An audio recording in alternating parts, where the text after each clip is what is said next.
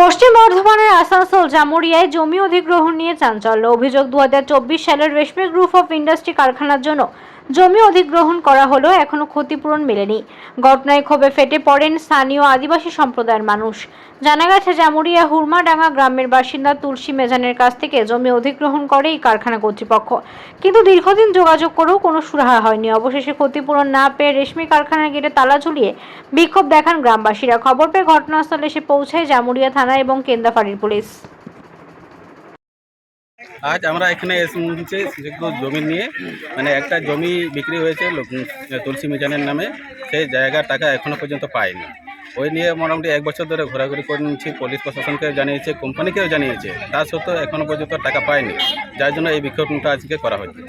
কারখানা কর্তৃপক্ষ কি বলছে আপনাদের? কারখানা কর্তৃপক্ষ বলছে আজ দেবো কাল দেবো করে 1 বছর ঘুরিয়ে দিল, তার মধ্যে এখনও টাকা দেয়নি। আজকে কি এই বিষয়ে কোনো কথা হয়েছে? আজকে কোনো স্টাফও আসেনি, কোনো কোম্পানিতে আসেনি। কি আপনার কি জমি কি জোর জবরদস্তি করে ঘেরা হয়েছে? না, জোর জবরদস্তি করে না, আমরা ইচ্ছা করেই দিয়েছিলাম, কিন্তু টাকা কিন্তু আমরা পাইনি। আপনার নামটা কি হলো? আমার নাম সুবোধ হাসদা। হয়েছিল আমার মায়ের জমি নিয়ে নিচ্ছে কোম্পানি রেশমি ফ্যাক্টরি, আর এখনো পর্যন্ত আমার মাকে টাকা দেয় না।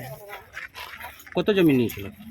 জমি নিয়েছিল প্রায় 2 বিঘা 3 শতাংশ কত ছিল, আমরা সেটি সঠিক করে বলতে পারছি না।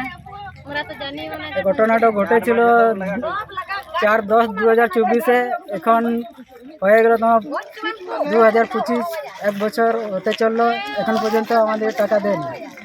এটা নিয়ে কি আপনি কোম্পানির সঙ্গে কথা বলেছিলেন?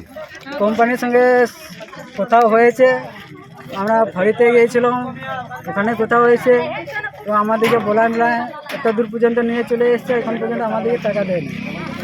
এখন আপনি কি চাই? এখন আমাদের কি চাই? টাকা চাই, না হলে জমি ফেরত চাই।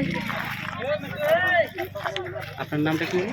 আমার নাম হচ্ছে কৃষ্ণা হেমব্রম, গ্রাম হচ্ছে জবা স্কুল পাড়া।